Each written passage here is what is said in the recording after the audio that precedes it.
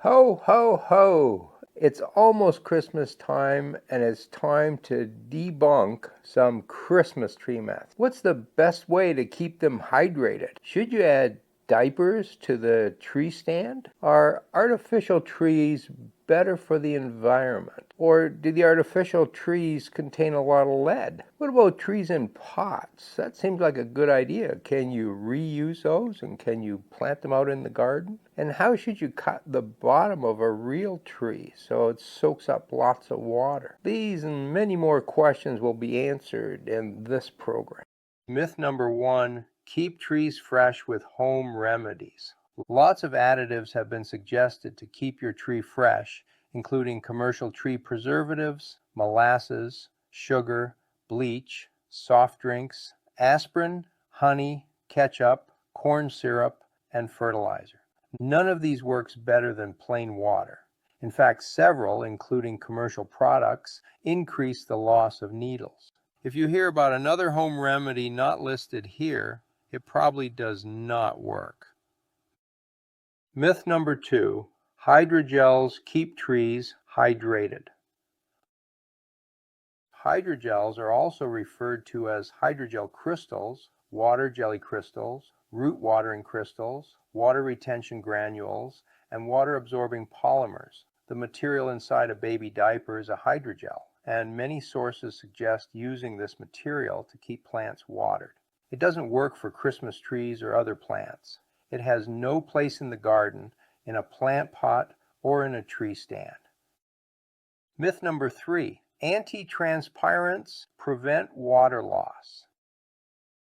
Anti-transpirants are commercial products that are sprayed on trees to prevent water loss through the needles. They do clog the stomata for a very short period of time, which reduces some water loss, but the effect is short-lived. Stomata in the needles open and close as needed and quickly overcome the spray.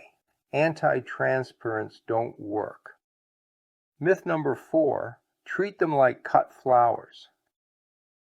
Cut flowers are kept fresh by adding a preservative to the water. Why is this not used for Christmas trees? Cut flowers quickly produce a substance called callose, a carbohydrate that plugs up the end of the stem. An acidic preservative added to the water keeps callose from sealing off the xylem. Christmas trees and other woody plants do not produce callose, and the xylem in trees stays open much longer. A preservative will not help. According to Dr. Warner, Associate Professor of Forestry at the University of Wisconsin, Stevens Point, evergreens do excrete resin that naturally seals the cut after a week and a half, so very little water is absorbed after that point. That explains why trees stop drinking water after about a week. Myth number 5, use a diagonal cut on the trunk. Most people cut the end of the tree with a perpendicular cut, but it is claimed that a diagonal cut allows the tree to absorb more water.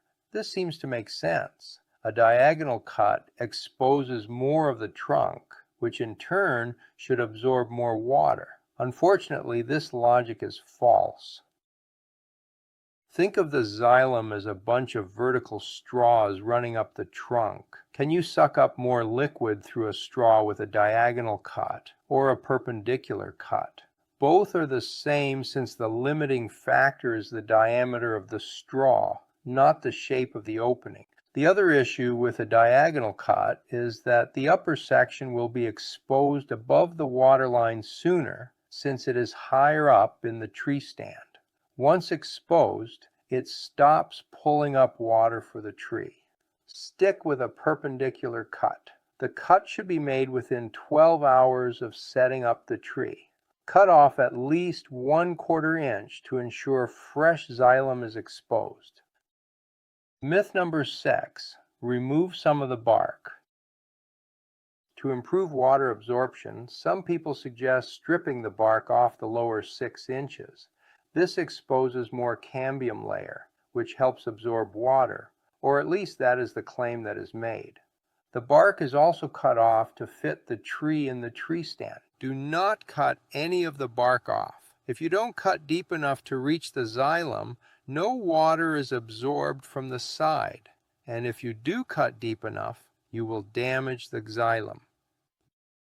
Myth number 7, potted Christmas trees are better.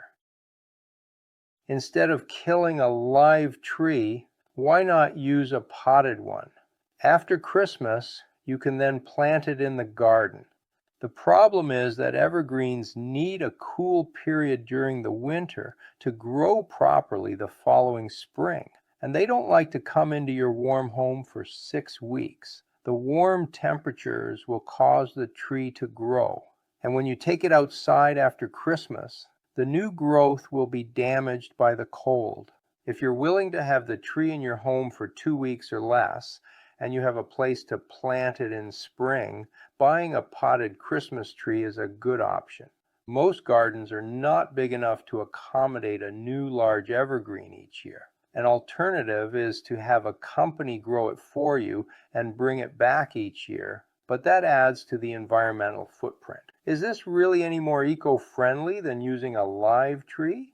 Probably not. And the service probably costs as much as a new tree. Myth number 8, don't kill a live tree. A lot of people use an artificial tree because they don't want to kill a live tree. It is important to remember that Christmas trees are a farmed crop. They are grown specifically for harvesting. What happens when a tree is harvested? Most tree farms will plant more seedlings for future harvests. You are not killing a tree. You are providing space for a new baby tree to grow. A forest is an ecosystem where trees are continually dying and being replaced with new trees. Myth number 9, real trees aggravate allergies. It is common to hear about allergies to Christmas trees, but according to the National Institute of Environmental Health Sciences and the American Academy of Allergy, Asthma, and Immunology, the reality is that few people have such allergies. Evergreens don't produce pollen in winter, and pine pollen is not a known allergen. It is much more likely for people to have allergic reactions to the mold and dust found on reused fake trees than to react to real trees. Myth number 10, real Christmas trees end up in landfills.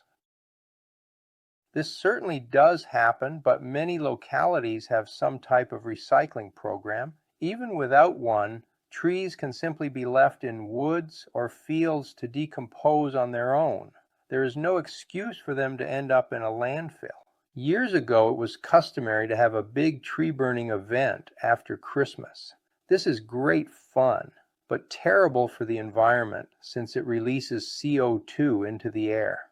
Most real Christmas trees are recycled. Myth number 11, Christmas trees are a fire hazard. There is a concern about real trees causing a house fire, and each year we see examples of this on the news. The reality is that this is a very rare occurrence. The National Fire Protection Association reports that only 0.001% of real Christmas trees cause a fire. Artificial Christmas trees have fire retardants added to the plastic used to make them. For this reason, they are perceived to provide a safer option, but 28% of home fires involving a Christmas tree are due to fake ones. To reduce the likelihood of a fire with either kind of tree, keep trees away from heating vents and fireplaces, keep them hydrated, and turn off lights at night. Myth number 12. Real Christmas trees are cut down from forests. There are nearly 15,000 Christmas tree farms in the US and Canada, growing almost 500,000 trees. Only about 2% of real Christmas trees are harvested from natural locations, and many of them come from areas that need to be thinned to control forest fires.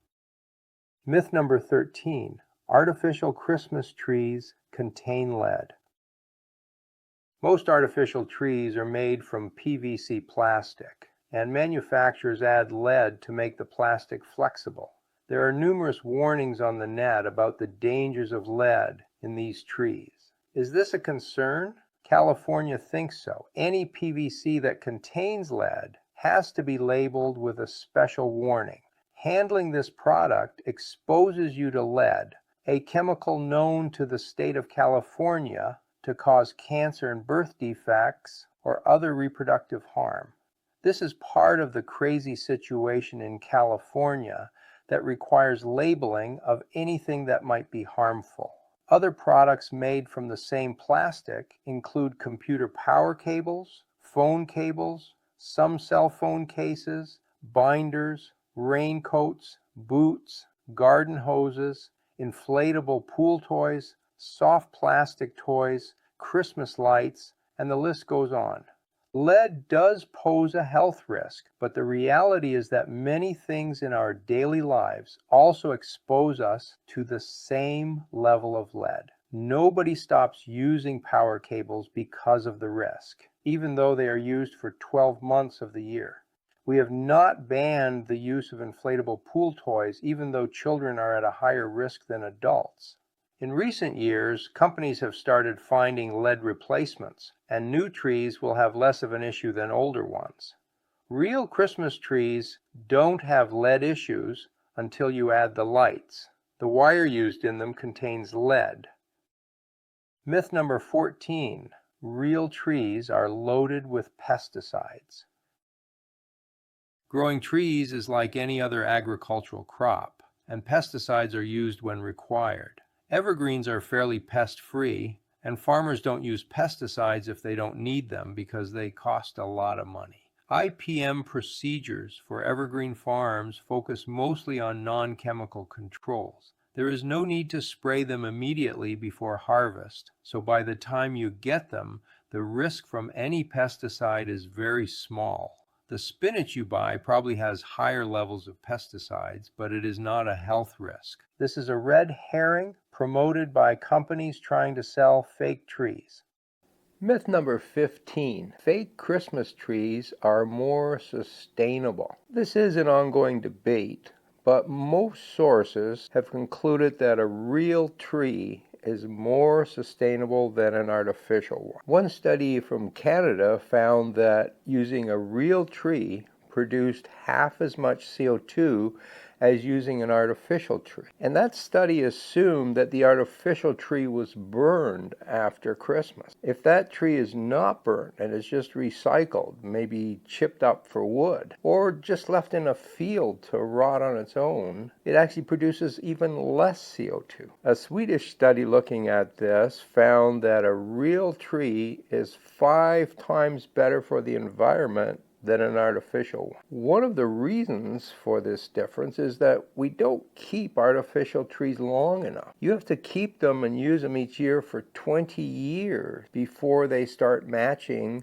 the environmental impact of a real tree. And most of us don't keep them that long. Now, the distance you drive to get your real tree is also important. So try to drive as short distance as possible when you're buying your tree. Here are some pros for a real Christmas tree. It absorbs CO2 and sequesters carbon while it's growing. It's 100% recyclable. They're generally grown with no-till, which means there's an accumulation of carbon in the soil. And they're usually grown on land that is not suitable for other crops. Shorter transportation from local sources compares to the fake trees, which are mostly imported from China. Tree farms provide refuge for wildlife. An acre of Christmas trees produces enough daily oxygen for 18 people. Real trees also have some cons. Fertilizers and pesticides are used in growing them. Recycling them increases the carbon footprint. They need to be replaced every year. Now, what about the pros for artificial trees? Well, the main one is that they can be used for many years, although the average is only between 6 and 9 years. There are also cons for an artificial tree. Long transportation routes, usually between China and wherever you live. They're mostly made from PVC plastic, which contains some lead, phthalates, and other VOCs. And once they're discarded, they decompose very slowly in landfill. Now you have a choice to make. Which kind of tree are you going to use? And the second choice you have to make is, what kind of Christmas present are you going to send me this year? I hope it's a nice one. One of the things I've found out is that it's very difficult for the average person to figure out which item is more sustainable, because we don't think of all of the inputs and complications in making products. Sometimes the things we think are good for the environment actually aren't. You can find Reality Time on YouTube, Substack, Spotify, and Apple Podcasts. I'll put links to these and our social pages in the description below. If you're interested in gardening, check out my YouTube channel called Garden Fundamentals, or my blog called Garden Myths. Let the truth shine into your life.